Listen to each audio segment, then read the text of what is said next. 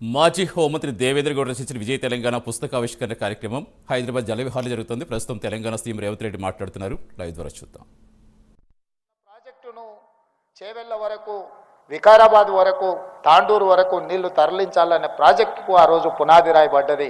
ఆ పోరాటంలో దేవేందర్ గౌడ్ గారు ఆ పాదయాత్ర ప్రభుత్వాల మీద ఒత్తిడి వచ్చింది. ప్రభుత్వాలు నిర్ణయం తీసుకునే ప్రభుత్వాలు ఆ ప్రాజెక్టును చేపట్టాల్సిన పరిస్థితి వారి పాదయాత్రతో వచ్చింది. ఆ తర్వాత వాళ్ళు తీసుకున్న నిర్ణయాలలో ప్రధానంగా తెలంగాణ అంటే టీజీ అనే పిల్లలు బండ్ల మీదనే కాదు వాళ్ళ గుండెల మీద కూడా ఆ రోజు రాసుకున్నారు. తెలంగాణను టీజీ రూపంలో రాయాలి అని ఆ రోజు దేవేందర్ గౌడ్ గారు తీసుకున్న రాజకీయ నిర్ణయమే టీజీ. కానీ తెలంగాణ రాష్ట్రం వచ్చిన తర్వాత ప్రజల గుండెల్లో శాశ్వతంగా ఉన్న టీజీ కాస్త టీఎస్గా మారింది.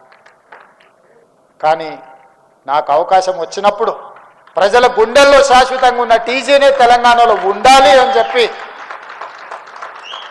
టీఎస్ను మళ్ళీ టీజీగా మార్చి, రాష్ట్ర ప్రభుత్వం మారిస్తే మారదు, కేంద్ర ప్రభుత్వం కూడా దాన్ని ఆమోదించాలి, దాన్ని గెజెట్ నోటిఫై చేయాలి. కేంద్ర ప్రభుత్వం దగ్గరకు కూడా వెళ్ళి ప్రధానమంత్రి గారిని, కేంద్ర హోంశాఖ మంత్రి గారిని కలిసి ఎంహెచ్ఏ నుంచి నోటిఫై చేయించి ఈరోజు ప్రజల గుండెల్లో శాశ్వతంగా ఉన్న టీజీ ఈరోజు టీజీగా ప్రజలు కోరుకున్న విధంగా వచ్చింది అని అంటే అది వారు ఆ రోజు ఆలోచన చేసిండ్రు, ఈరోజు మేము అమలు చేసినాం. నేను టీజీ చేసినప్పుడు మొట్టమొదట టీజీ చేయాలని ఆలోచన చేసినప్పుడు పెద్దలు దేవేందర్ గౌడ్ గారే నాకు గుర్తొచ్చారు. ఆ రోజు వారు టీజీని గోడల మీదనే కాదు గుండెల మీద రాపించిండ్రు. ఈరోజు తెలంగాణ ప్రజలు కోరుకున్నట్టుగా టీజీ అని.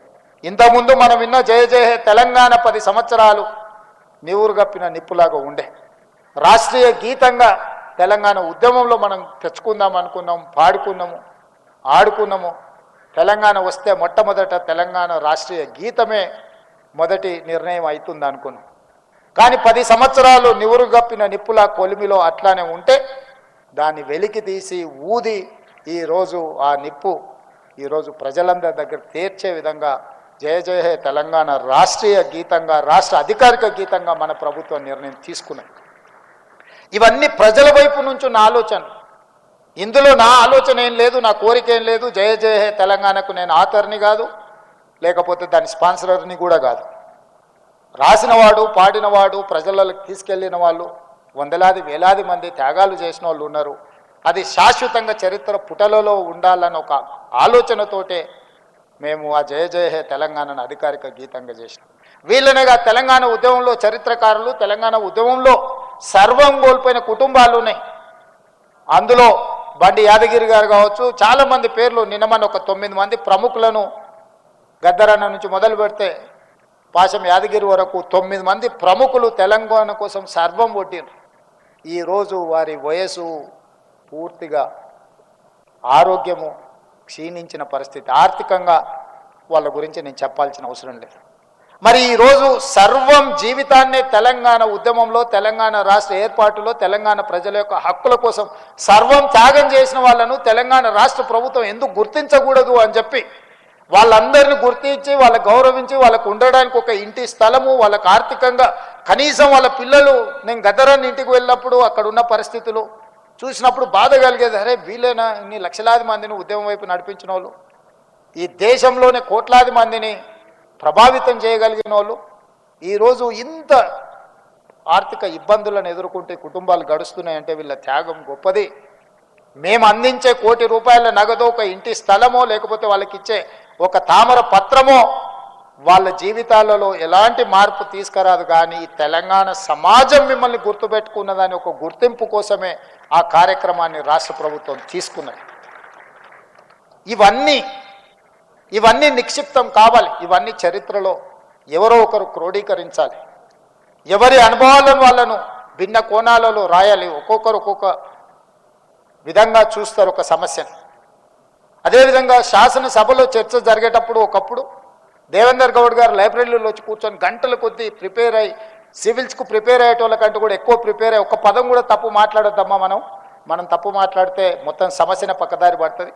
మనం 10 అంశాలు ప్రస్తావించి 9 కరెక్ట్గా మాట్లాడి ఒక తప్పు మాట్లాడితే ఎదురుగున్నవాడు ఒక్క తప్పును చూపించి ఇగో ఈ తప్పు చూపిస్తున్న మిగతా 9 కూడా అట్లాంటివి అన్నప్పుడు మొత్తం మన కృషి అంతా దెబ్బతింటది. కాబట్టి ప్రతిదీ వాస్తవాలనే చట్టసభలలో మాట్లాడాలి అని ఒక విద్యార్థిలాగా వారు కూర్చొని లైబ్రరీలో ప్రిపేర్ అయ్యేటోళ్ళు మేము చూసినాం సొంతంగా. ఇంతకుముందు వీరేందర్తో నేను అన్న, దేవేంద్ర అన్న కొడుకులతో నాకు మన సమానం. వీరేందర్ అన్నాను కొంచెం ముందు వస్తే ఆ డిస్ప్లేలు అన్నీ చూసి ఉండొచ్చు అని. నేను అన్న, వీరేందర్ అవన్నీ మీరు చూడాలి, ఎందుకంటే ఆ టైంలో మీరు చదువుకుంటూ ఉంటుంది, మీరు వ్యాపారాలు చేసుకుంటూ ఉంటుంది. మేము దేవేందర్ అన్నతోనే ఉన్నాం కాబట్టి నాకేం అక్కర్లేదు, నాకు అన్నీ గుర్తున్నాయి. వారితో పాటు చట్టసభలో కానీ వారు జిల్లా పరిషత్ చైర్పర్సన్గా, ఎమ్మెల్యేగా, మంత్రిగా, రాజ్యసభ సభ్యుడిగా, తెలంగాణ ఉద్యమకారుడిగా, వారితో ఒకసారి వరంగల్ నుంచి మీటింగ్ చేసుకొని వెనక్కి ప్రయాణమై వస్తుంటే ఎన్టీ రామారావు గారితో వారికి ఉన్న అనుబంధం కానీ అనుభవాలను కానీ వారు చెప్తుంటే ఎప్పుడు హైదరాబాద్ వచ్చిందో తెలియనంత కొన్ని రాజకీయ కీలకమైన మార్పులు జరిగిన సందర్భంలో జరిగిన సంఘటనలు అవి ఎవ్వరికీ తెలియదు. దేవేందర్ అన్న లాంటి వాళ్ళకు ఒకరిద్దరికే తెలుసు. అట్లాంటి విషయాలు చెప్తుంటే రాజకీయాలలో ఈ అనుభవాలు ఏదైనా కొనుక్కోవచ్చు, అనుభవాన్ని కొనుక్కోలేము. అనుభవం అన్నిటికంటే రిచెస్ట్ థింగ్. వారు ఆ రోజు జరిగిన పరిణామాలు ఒక్కొక్క సంఘటన ఎట్లా జరిగింది, ఒక సంఘటనకు ఇంకొక సంఘటన ఏ విధంగా తోడైంది, ఏ విధంగా రాజకీయ పరిణామాలు వేగంగా మార్పులు చేర్పులు జరిగినాయి. ఎన్టీ రామారావు గారికి ముందుకు వెళ్ళాలంటే ఆ గంభీరమైన పర్సనాలిటీ ముందు నాకు భయం. రేవంత్ ఆయన ఎదురుగా పోయి నిలబడాలంటే కూడా ఆ రోజు ధైర్యం లేకుండే. కానీ ఆ రోజు సంఘటనలు వేగంగా జరిగినాయి అని కొన్ని వారి అనుభవాలు చెప్పినప్పుడు ఇట్లాంటి అనుభవాలు భవిష్యత్ తరాలకు తెలియాల్సిన అవసరం ఉన్నది. ఈరోజు వారు పుస్తకం రాయడం, ఈ పుస్తకం కార్యక్రమంలో మేమందరం రావడం, ఈరోజు తెలంగాణ సమాజంలో ఒకనాడు పివి నరసింహారావు గారు, మరి చెన్నారెడ్డి గారు లాంటి రాజకీయ ఉద్దండులు ఉన్నారు. ఆ తర్వాతి తరంలో పెద్దలు జైపాల్ రెడ్డి గారు, దేవేందర్ గౌడ్ గారు లాంటి వాళ్ళు ఉన్నారు. వాళ్ళు క్రియాశీలక రాజకీయాలలో లేకపోవడం తెలంగాణకే తీరని నష్టం.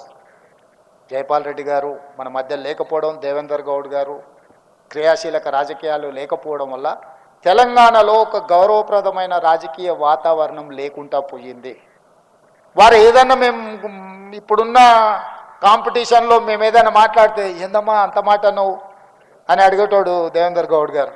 అంటే అన్న మీరంతా వన్డే మ్యాచ్లు ఆడారు, మేము 2020 ఆడుతున్నాము, ఇప్పుడున్న దాంట్లో hit out or get out తప్ప ఇవన్నీ లెక్కలు వేసేటట్టు ఏడుంది దేవేందర్ అన్న. పాతకాలంలో టెస్ట్ మ్యాచ్లకు ఆడిర్రు జైపాల్ రెడ్డి గారు, పివి నరసింహారావు గారు, మరి చెన్నారెడ్డి గారు. ఆ తర్వాతి తరం మీరు వన్డేలు ఆడిర్రు అన్న, ఇప్పుడు మేము 2020 ఆడుతున్నాము. కాబట్టి ఈ విషయాలు ఇప్పుడు ఇంకా అంటే అంతేనా అమ్మ, ఇట్లయితే ఎట్లమ్మా మీరందరూ ఆ చట్టసభలు అంటే ఎవరైనా అబద్ధం చెప్తే కూడా ఆయనకు ఆశ్చర్యం. చట్టసభలలో అరే అమ్మ హౌస్లోకి ఇంత అబద్ధం మాట్లాడతాడు ఏందే, బయట ఏమైనా మాట్లాడిందంటే అర్థం ఉంది కాదని. అంటే ఆ సభకు అంతా గౌరవించేవాళ్ళు. వారి ఉపన్యాసం పాతది మీరు ఎప్పుడైనా వినండి, సెటైర్ ఉంటుంది, సర్కాజం ఉంటుంది, హ్యూమర్ ఉంటుంది, కంటెంట్ ఉంటుంది. కానీ ఈరోజు చట్టసభలలో మాట్లాడేటోళ్ళని చూడండి, ఎన్ని తిట్లు తీటినో, ఎంత సెటైర్ తీటినో, ఎంత ఎదురుగున్నోళ్ళని అవమానించే విధంగా, కించపరిచే విధంగా మాట్లాడినో అనే పోటీ జరుగుతుంది. ఇది తెలంగాణ సమాజానికి మంచిది కాదు. మీరు అనుకోవచ్చు అన్న బాగానే చెప్తున్నాను కానీ మరి నీ సంగతి ఏందని. నేను మీ అందరికీ చేసే విజ్ఞప్తి ఏంటంటే ఆటనే అట్లున్నది, అట్లా ఆడకపోతే నేను అవుట్ అవ్వాల్సి వస్తుంది. అట్లాంటి ఆట మేము ఇష్టం ఉండి ఆడడం లేదు.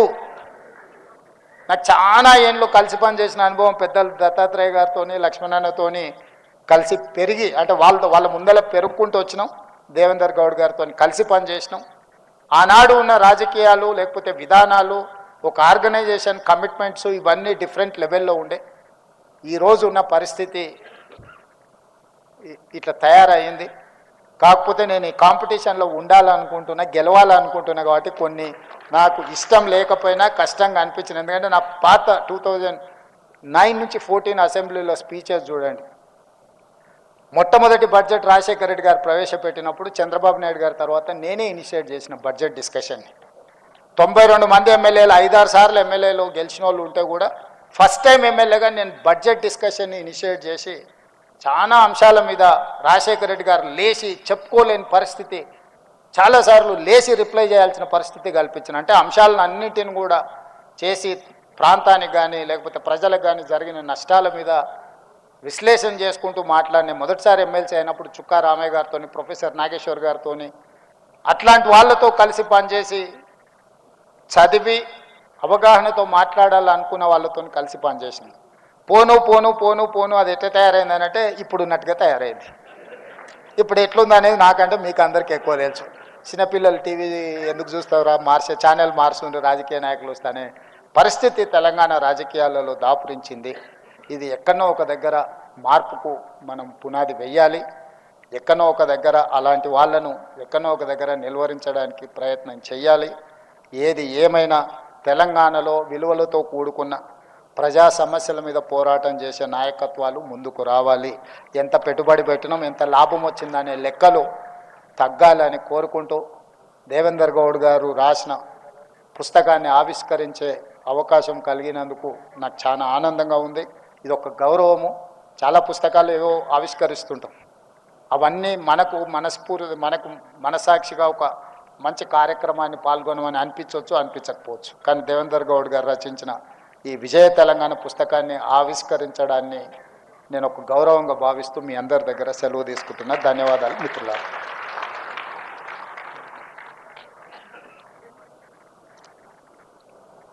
గౌరవ ముఖ్యమంత్రి వర్యులు అన్నగారు రేవంత్ రెడ్డి అన్నగారికి మనస్ఫూర్తిగా ధన్యవాదాలు తెలియజేస్తా ఉన్నాము.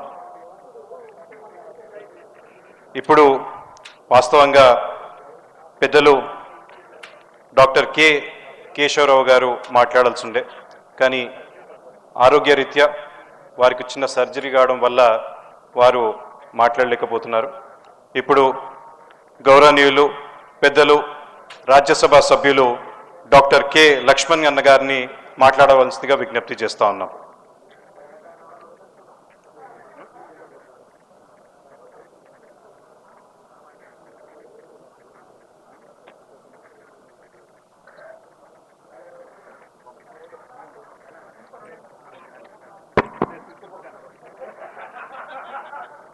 గౌరవ ముఖ్యమంత్రి వర్యులు